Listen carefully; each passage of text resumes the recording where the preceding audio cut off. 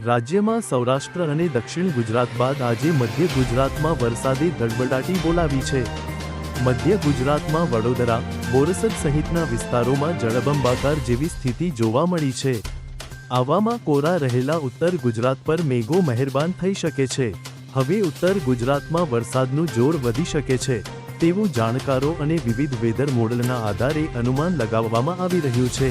હવે ઉત્તર ગુજરાતમાં વરસાદનું જોર એટલા માટે વધી શકે છે કેમ કે રાજસ્થાન નજીક એક સાયક્લોનિક સર્ક્યુલેશન સર્જાયું છે। બીજી બાજુ મધ્ય પાકિસ્તાનમાં સાયક્લોનિક સર્ક્યુલેશન સર્જાયું છે, જેના કારણે અરબ સાગરના ભેજવાળા પવન અને બંગાળની ખાડીના ભેજવાળા પવનો ઉત્તર ગુજરાતથી લઈ ઉત્તર ભારત સુધી અસર કરી શકે છે। આ સ્થિતિ ઉત્તર ગુજરાતથી લઈને ઉત્તર ભારતના વિવિધ ભાગોમાં સારો વરસાદ આપી શકે છે। અંદાજે 24મી 36 કલાકમાં ઉત્તર ગુજરાતમાં કેટલીક જગ્યાએ ભારેથી અતિભારે વરસાદ થઈ શકે તેવું અનુમાન લગાવવામાં આવી રહ્યું છે। ઉપરાંત જાણકારોના મતે આજની રાત દક્ષિણ સૌરાષ્ટ્ર માટે ભારે બની શકે છે। પોરબંદરથી ભાવનગરની દરિયાપટ્ટીમાં ભારે વરસાદનું જોખમ છે। પહેલેથી જ પૂર પ્રભાવિત આ વિસ્તાર વધુ આફતમાં સપડાઈ શકે છે।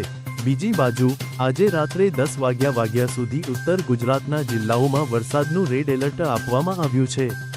આ સ્થિતિ 3 કલાકમાં જ બદલાયેલી જોવા મળી રહી છે, કેમ કે આજે સવારથી જ મધ્ય ગુજરાતમાં વરસાદનું જોર હતું અને એ પ્રમાણે આગાહી કરવામાં આવી રહી હતી।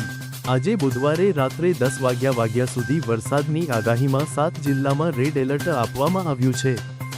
જો કે 3 કલાકમાં જ વરસાદની આગાહીનું ચિત્ર બદલાઈ ગયું છે, કેમ કે હવામાન વિભાગની 4 થી 7 વાગ્યા સુધીની આગાહીમાં મધ્ય ગુજરાતના જિલ્લાઓમાં રેડ એલર્ટ આપવામાં આવ્યું હતું, જ્યારે હવે 10 વાગ્યા સુધીની આગાહીમાં ઉત્તર ગુજરાતના જિલ્લાઓમાં રેડ એલર્ટ આપવામાં આવ્યું છે।